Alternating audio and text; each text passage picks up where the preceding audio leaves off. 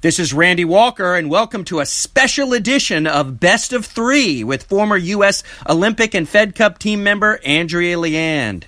For our first set, Serena Williams. She's back. She's playing her first singles event in over a year in Indian Wells after becoming a mom. How's she doing, Andrea? Well, she's doing phenomenally well. She's in the third round. She will play Sister Venus in the third round on Monday, but she beat Kiki Bertens in the second round, and it's just been remarkable, Randy. She's had to do the hard work the last 3 weeks, a big difference from Asheville and the Fed Cup tie there, and she's been working on her fitness, working on the mobility, and you can see that. And there's no one more respected or has more integrity in the game and beyond than Serena Williams. The fans are loving it. They're there to support her. Her husband, Alexis, is courtside. He has absolutely not left her side, as well as baby Olympia. But you can see the drama and the emotion with the team, and in taking this part of this journey with Serena. When she first came out against Diaz in the first round, her sister Isha, usually just so stoic and so strong, the pillar of strength behind the scenes, tears coming down her face, because such a monumental moment to see Serena back on court.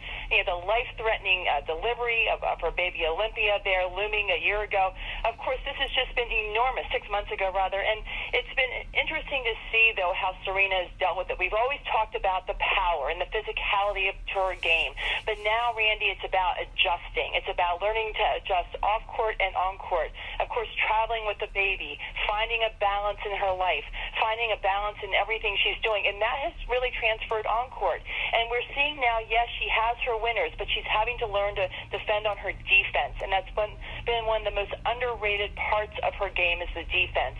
She realizes she has to work the point. She is out of position. She's not mobile as we used to see, and that makes her have to really hit the ball back deep, wait for the right shot to go for the winner, and then, of course, she's able to connect to beat Bertens.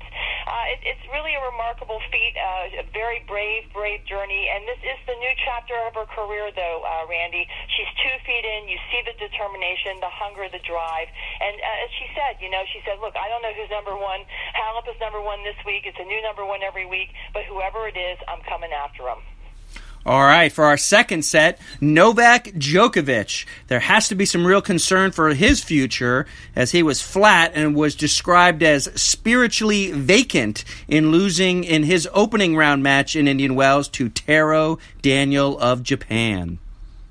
Well, of course, Novak himself has said he just can't find the answers. He doesn't have the confidence in his physicality, in his fitness, in his stamina, in his strength. No power. Losing, of course, in that third set, just unraveling for no real reason other than the fact he just was not able to hang in there physically.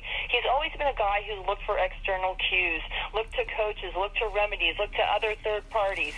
And he has Andrea Agassi in his corner and Stepanik, as you said. So he's got the coaching, he's got the advisors, but he has to find it within himself. He's got to learn to find those cues and those answers within himself, and he still hasn't. It's been a 2-year journey, and quite frankly, he looks as puzzled today as he did a year and a half ago. I think, Randy, he's going to have to go back to the drawing board. He's going to have to really, again, improve his fitness, continue to work, continue to put himself out there in these matches, and I think the fact that he, just a trial of error of playing match after match after match should get him tougher and should build that confidence, but he's got a long way to go. All right, for our third set, Roger Federer. He's 36 years old, the oldest number one in the history of the ATP World Tour rankings, and it feels like he's at the apex of his career right now. Can anybody beat Roger Federer right now? Well, Nishikori is withdrawn, Kyrgios is withdrawn, Dimitrov is out. Lots of upsets in the men's draw and the women's draw, for that matter. We saw Muguruza go out, Kvitova go out. Lots of young faces. Anna Samova, beautiful win over Kvitova and stopping her streak today. So we see the new guard coming up, but Roger is still setting the standard. There's no question about it. And he's still head and shoulders above everyone in that men's draw.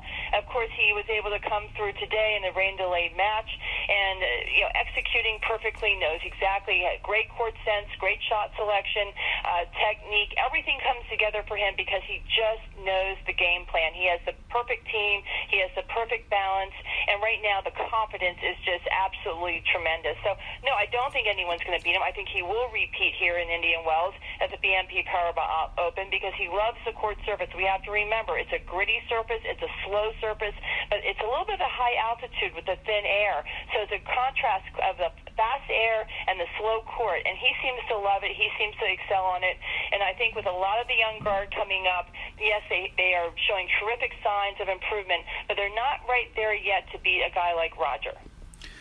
Okay, game, set, and match. Thank you for listening to Best of Three. She's Andrea Leand. I'm Randy Walker. So long.